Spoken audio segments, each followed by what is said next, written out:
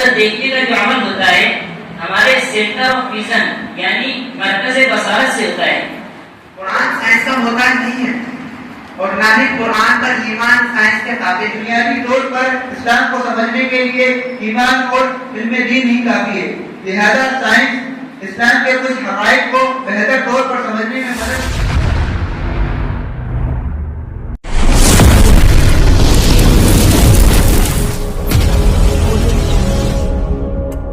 کا موضوع ہے اسلام اور سائنس.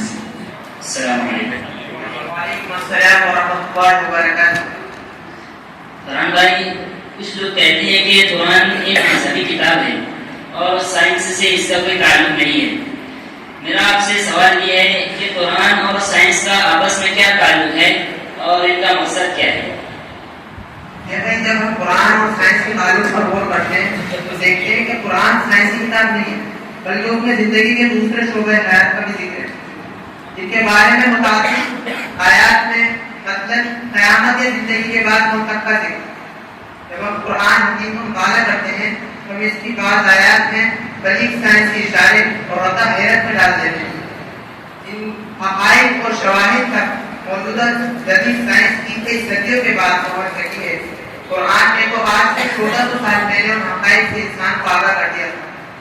یہ سچ ہے کہ قرآن ہمارے لیے مذہبی, عقلی اور روحانی رہنمائی کی کتاب ہے اور مکمل ضابطۂ حیات ہے, لیکن اس کے بعد آیات قدرتی مظاہر کی دعوت دے کر اللہ تعالیٰ کی ذات پر ہمارے اندر ایمان اور یقین پیدا کرتی ہے اور اللہ تعالیٰ کی وحدانیت کی ٹھوس شہادت ہمیں مہیا کراتی ہے. قرآن سائنس کا محتاج نہیں ہے اور نہ ہی قرآن پر ایمان سائنس کے تابع ہے, لیکن جب ہم سائنس کی جدید تحقیق ان حقائق کی تصدیق کرتی ہیں جو آج سے 1400 سال پہلے قرآن میں بیان کرتی تھی, تو قرآن پاک من جانب اللہ کے ایک معبود ہونے کا ثبوت مہیا ہوتا ہے. اگر ہم سائنس کی ریسرچ کی گہرائیوں میں جائیں تو سائنس ہم لوگوں کو خدا کو ماننے پر مجبور کرے گی, کیونکہ اللہ رب العزت نے جو حقائق 1400 برس پہلے واضح فرما دیے وہ آج سائنس کی ریسرچ سے ثابت ہو رہے ہیں. فرحان بھائی, میرے ذہن میں بھی ایک سوال سروس کا اقرار ہے کہ اسلام کائنات کا وجود میں آنے کا کیا سبب تھا اور قرآن اس بارے میں کیا وضاحت کرتا ہے. کائنات کا وجود میں آنے کا کیا سبب تھا؟ وہ یہ ہے کہ سائنس کے مطابق 17 ارب سال پہلے ایک نقطہ یعنی جس کا سائز یعنی والیوم صفر ہوگا اور کثافت یعنی ڈینسٹی ناقابل پیمائش ہوگی. وہ بہت ہی ناقابل تصور اور خوفناک طریقے کے ساتھ اور دھماکے کے ساتھ پھٹا اور اس کا مادہ انتہائی تیزی کے ساتھ ہر طرف بکھرنے لگا. پھر جیسے جیسے وہ مادہ ٹھنڈا ہوتا رہا اس سے کلیسٹر, سپر کلیسٹر اور کہکشائیں, ستارے, سیارے اور نظام شمسی وجود میں آتے ہیں اور اسی سے ہماری کائنات اور ہماری زمین وجود میں. قرآن میں اللہ تعالیٰ نے اس واقعے کو اس طرح بیان کیا ہے, اولم یری الذین کفروا ان السماوات والارض کانتا رتقا ففتقناهما وجعلنا من ماء كل شيء حي افلا يؤمنون.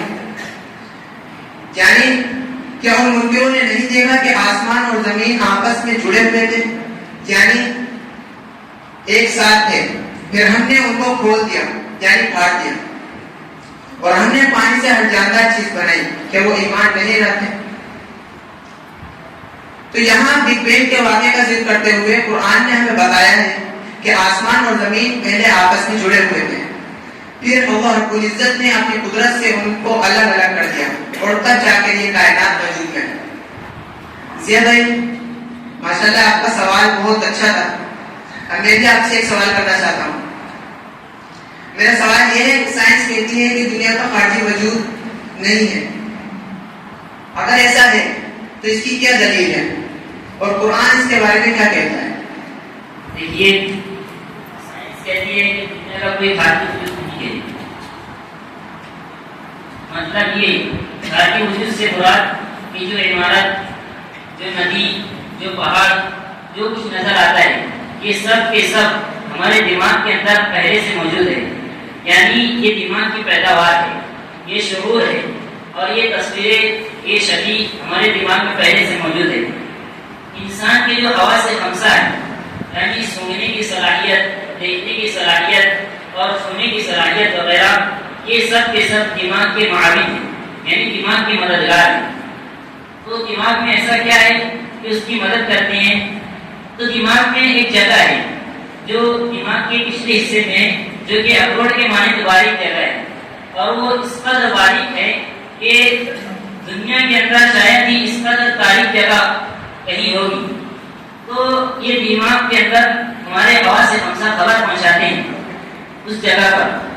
سائنسداں اس کی مضبوط دلیل یہ دیتے ہیں کہ ہمارے دماغ کے اندر وہ تمام مراکز موجود ہیں جو جنہیں حواس خمسہ انہیں اپنی خبر پہنچاتے ہیں.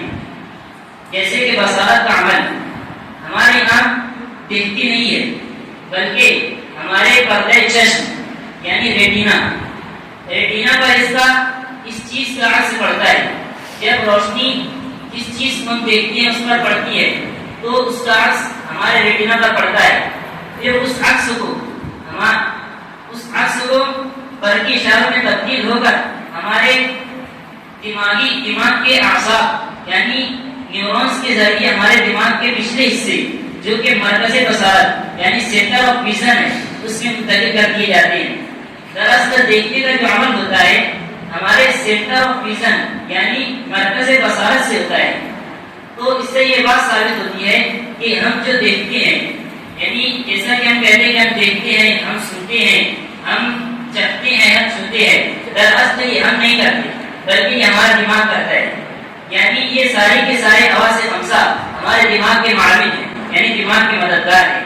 اسی بنیاد پر مادہ پرست سائنسدانوں نے نہ صرف دنیا کے خارجی وجود کا انکار کیا بلکہ خدا کا انکار کیا، اور اسی کی بنیاد پر آخرت کا بھی انکار کیا، اور اسی کو بنیاد بنا کر انہوں نے سارا کے سارا بگڑا کھڑا کیا ہے. لیکن ان کے منہ پر تالا لگانے کے لیے صرف ایک سوال باقی ہے، وہ یہ کہ اگر انسان کے دماغ کے اندر یہ سارے احساسات ہیں، یعنی دماغ کے اندر یہ صلاحیت موجود ہے کہ دماغ ہنستا ہے، دماغ کے اندر سارے کے سارے احساسات ہیں، تو پھر اس کا ادراک کون کرتا ہے؟ تو اس کا ادراک دماغ نہیں کرتا، کیونکہ دماغ خود پروٹین کے سالنوں کا مرکب ہے، وہ گوشت کا ایک لوتھڑا ہے. یعنی دماغ اندھے بہرے گونگے مادوں کا مجموعہ ہے. تو جب دماغ خود اندھے بہرے گونگے مادوں کا مجموعہ ہے تو ایسی کون سی چیز ہے جو یہ کام کرتی ہے؟ تو پھر وہ کون سی چیز ہے جو فوق المادہ یعنی سپر مٹیریل، جو اس سے بڑی طاقت ہے، وہ کیا ہے؟ ریسن اپنی کتاب میٹر اینڈ میموری میں لکھتا ہے کہ دنیا مختلف شکلوں یعنی امیجز سے بنی ہے، اور وہ صورتیں ہمارے شعور میں موجود ہے، اور دماغ بھی ان شکلوں میں سے ایک ہے. 20ویں صدی کے بعد سے سائنسدانوں نے تسلیم کر لیا کہ کس طرح ہمارے حواس خمسہ اور جو ساری چیزیں جو نظر آتی ہیں یہ سب امیج ہے، یعنی شکل ہے، تصویر ہے. اسی طرح دماغ کی 20 شعوروں میں سے 20 شکلوں میں سے ایک شکل ہے. تو پھر وہ کون سی چیز ہے؟ وہ فوق المادہ کیا ہے؟ وہ سپر مٹیریل کیا ہے؟ تو وہ سپر مٹیریل روح ہے، مگر وہ صرف ادراک کر سکتی ہے، یعنی کسی بھی چیز کو سمجھ سکتی ہے، لیکن باقی اشاروں کو پیدا نہیں کر سکتی. تو ضروری ہے کہ کوئی ایسی چیز ہو جو باقی اشاروں کو پیدا کرے، جو مسلسل تخلیق کرے، کیونکہ اگر تخلیق مسلسل نہ ہوگی تو انسان اور یہ دنیا اور یہ کائنات اور سب کچھ غائب ہو جائے گا. جس طرح ٹی وی کے اندر اگر خبر دیکھنا ہو تو اس کے لیے ضروری ہے کہ وہ خبر مسلسل نشر ہو جائے، لیکن اگر وہ خبر نشر ہونا بند ہو جائے تو پھر وہ چینل وہ ٹی وی خود بند ہو جائے گی. اسی طرح اگر تخلیق مسلسل جاری نہ رہی تو ہم بھی غائب ہو جائیں گے، یہ دنیا بھی غائب ہو جائے گی، پوری کائنات غائب ہو جائے گی. تو پھر لہٰذا جو روح کا خالق ہے وہی ساری کائنات کا خالق ہے. تو وہ کون ہے؟ تو وہ اللہ ہے، جس نے روح کو بنایا، انسان کو بنایا، ہر چیز کو بنایا. اب دنیا کے خارجی وجود کا جو سوال ہے تو قرآن اس کے بارے میں کہتا ہے. قرآن کریم میں اللہ تعالیٰ نے سورہ فاتر کی آیت نمبر 41 میں ارشاد فرمایا ان اللہ یمسک السماوات والارض ان تزولا ولئن زالتا ان امسکهما من احد من بعده انه كان حليما غفورا. کہ بے شک اللہ ہی کو آسمانوں اور زمین کو تھامے رکھتا ہے کہ ٹل نہ جائے. اگر وہ ٹل جائے تو اللہ کے سوا کوئی ایسا نہیں جو ان کو تھام سکے. بے شک وہ بردبار اور بخشنے والا ہے. قرآن کریم کی اس آیت میں ان کے یعنی دنیا کے باقی وجود کا ناقابل تردید ثبوت ہے. مذکورہ آیت کے علاوہ بہت سارے متعدد آیات ہیں جن کے ذریعے دنیا کے باقی وجود کو ثابت کیا گیا ہے. فرحان بھائی، کچھ لوگوں کا اعتراض ہے کہ سائنس کے مطابق دنیا گول ہے اور اسلام کے مطابق دنیا چپٹی ہے. اس کے بارے میں قرآن کیا وضاحت کرتا ہے؟ جیسے کہ ابتدائی دور میں لوگ اس بات پر یقین رکھتے تھے کہ زمین چپٹی ہے یعنی ہموار ہے، اور اسی ڈر سے لوگ دور دراز کا سفر نہیں کرتے تھے کہ کہیں اس کے کنارے سے وہ گر نہ جائے. سر فرانس ڈریک وہ پہلے شخص تھے جنہوں نے اپنا بحری سفر مکمل کر کے یہ ثابت کیا کہ دنیا چپٹی نہیں بلکہ گول ہے، کرہ نما ہے. اور یہ بات انہوں نے اس وقت ثابت کی جب انہوں نے اپنا سفر 1597 میں مکمل کیا. اور رہی بات قرآن کی، تو قرآن میں دن اور رات کی تبدیلی کے بارے میں قرآن پاک کی آیت ہمیں بتاتی ہے کہ دنیا کی شکل گول ہے. قرآن پاک میں ارشاد فرمایا گیا ہے أَلَمْ تَرَ أَنَّ اللَّهَ يُولِجُ اللَّيْلَ فِي النَّهَارِ وَيُولِجُ النَّهَارَ فِي اللَّيْلِ وَسَخَّرَ الشَّمْسَ وَالْقَمَرَ كُلٌّ يَجْرِي إِلَى أَجَلٍ مُّسَمًّى وَأَنَّ اللَّهَ هُوَ الْعَلِيُّ الْكَبِيرُ. ترجمہ یہ ہے کہ تم نہیں دیکھتے کہ اللہ رات کو دن میں داخل کرتا ہے اور دن کو رات میں داخل کرتا ہے، اور اس نے سورج اور چاند کو کام میں لگا رکھا ہے کہ ہر ایک مقررہ وقت تک چلتا ہے، اور اللہ پوری طرح باخبر ہے کہ تم کیا کرتے ہو. یہاں رات داخل کرنے سے یہ مراد ہے کہ رات آہستہ آہستہ دن میں تبدیل ہوتی ہے اور دن آہستہ آہستہ رات میں. یہ عمل اسی وقت ممکن ہے جب زمین کرہ نما یعنی گول ہو. اگر زمین چپٹی ہوگی تو اچانک دن سے رات اور رات سے دن میں تبدیل ہو جائے. لیکن زمین گیند کی طرح بالکل گول نہیں ہے. اللہ تعالیٰ نے قرآن شریف میں ارشاد فرمایا ہے وَالْأَرْضَ بَعْدَ ذَلِكَ دَحَاهَا، یعنی زمین کو اس کے بعد بچھا دیا گیا. اب یہاں جو لفظ دہاہا استعمال کیا گیا ہے اس کی لغت میں دو معنی آتے ہیں، ایک پھیلانے کے اور دوسرے انڈے کے. اور یہ جو دہاہا ہے اس کے معنی انڈے کے نہیں آتے بلکہ شتر مرغ کے انڈے کے لیے آتے ہیں. اور سائنس بھی یہ کہتی ہے کہ دنیا پوری طرح گول نہیں ہے بلکہ تھوڑی سی کرہ نما ہے. اور تو اس کا مطلب یہ ہے کہ قرآن زمین کے شکل صحیح اور درست بیان فرماتا ہے. ایک سوال ہے کہ بہت سے لوگوں کا کہنا ہے کہ اسلام اور سائنس دو الگ الگ ٹاپک ہیں. نہ اسلام کو سائنس سے سمجھا جا سکتا ہے اور نہ سائنس کو اسلام سے کوئی فائدہ ہے. تو میرا سوال یہ ہے کہ اسلام کو سمجھنے میں سائنس کا کیا کردار ہے؟ اسلام اور سائنس کے درمیان گہرا تعلق ہے، کیونکہ اسلام نہ صرف مذہبی اصولوں بلکہ عقل اور علم کی بنیاد پر بھی زور دیتا ہے. قرآن میں کائنات، زمین، انسان اور قدرت کے نظام کے بارے میں ایسی معلومات موجود ہے جو سائنسی حقائق سے ہم آہنگ ہے، اور قرآن بار بار انسان کو غور و فکر کرنے، سیکھنے اور قدرت کے رازوں کو سمجھنے کی دعوت دیتا ہے. سائنس کا اسلام کو سمجھنے میں کردار. نمبر 1، کائنات کی تخلیق. قرآن کائنات کی تخلیق کی وضاحت کرتا ہے، اور جدید سائنس نے بھی بگ بینگ تھیوری کے ذریعے اس تصویر کی تصدیق کی ہے کہ کائنات ایک دھماکے سے وجود میں آئی تھی.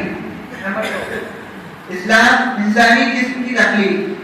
قرآن میں انسانی تخلیق کا ذکر ایک قطرے سے شروع ہونے اور مختلف مراحل سے گزرنے کی وضاحت کرتا ہے، جو آج سائنس میں جنین کی نشو و نما کے عمل سے مطابقت رکھتا ہے. نمبر 3، فطرت اور قوانین قدرت.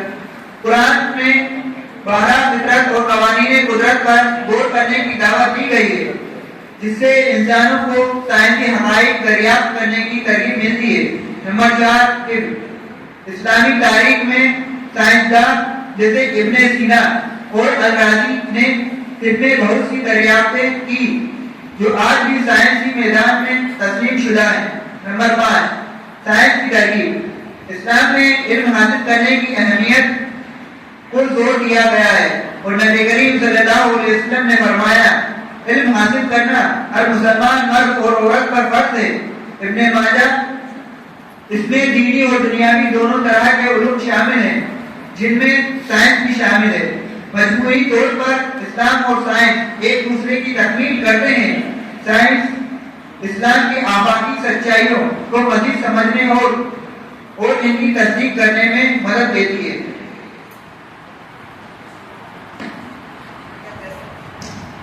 تو کیا فیصل بھائی اسلام کو سائنس کے بغیر بھی سمجھا جا سکتا ہے؟ جی ہاں، اسلام کو بغیر سائنس کے بھی سمجھا جا سکتا ہے، کیونکہ اسلام ایک مکمل دین ہے جو ایمان، عقائد، عبادات، اخلاقیات اور انسانی زندگی کے ہر پہلو پر مشتمل ہے۔ اسلام کی بنیاد ایمان پر ہے اور ایمان کی تعلیمات کو سمجھنے کے لیے سائنس کا جاننا ضروری نہیں ہے۔ قرآن اور حدیث میں بنیادی اسلامی اصول واضح ہیں اور انہی عقلی اور روحانی بنیادوں پر سمجھا جا سکتا ہے۔ تاہم کچھ اہم نکات یہ ہیں۔ نمبر 1، اسلام کی بنیادی تعلیمات، ایمان، نماز، روزہ، زکوٰۃ اور حج جیسے فرائض کو سمجھنے کے لیے کسی سائنسی معلومات کی ضرورت نہیں ہوتی۔ یہ اعمال ایمان اور اطاعت کے مطابقت ہیں جو سادہ اور واضح ہیں۔ نمبر 2، سائنس کے بغیر بھی غور و فکر کی دعوت۔ قرآن مسلمانوں کو غور و فکر، تدبیر اور فطرت کے مطالعے کی دعوت دیتا ہے، لیکن یہ لازمی نہیں کہ ہر فرد سائنس میں مہارت رکھتا ہو۔ اللہ تعالیٰ نے قرآن میں مختلف طریقوں سے سمجھانے کی کوشش کی ہے تاکہ لوگ اپنی عقل کا استعمال کریں، چاہے وہ سائنس سے واقف ہو یا نہ ہو۔ نمبر 3، روحانیت اور اخلاقیات۔ اسلام میں اخلاقی اصول اور روحانیت کا تعلق براہ راست انسانی دل اور نیت سے ہے، جس میں سائنس کا عمل دخل کم ہوتا ہے۔ ایک شخص اپنی روزمرہ زندگی میں قرآن اور سنت کی تعلیمات کو اپنانے کے لیے سائنس سے واقف نہ بھی ہو تو وہ ایک نیک مسلمان بن سکتا ہے۔ مگر یہ بھی اہم ہے، سائنس کچھ ایسے پہلوؤں کو واضح کر سکتی ہے جو قرآن اور اسلام کی عظمت کو مزید بڑھاتی ہے، جیسے کائنات کی تخلیق اور انسان کی تخلیق کی تفصیلات۔ لیکن بنیادی طور پر اسلام کو سمجھنے کے لیے ایمان اور علم دین ہی کافی ہے۔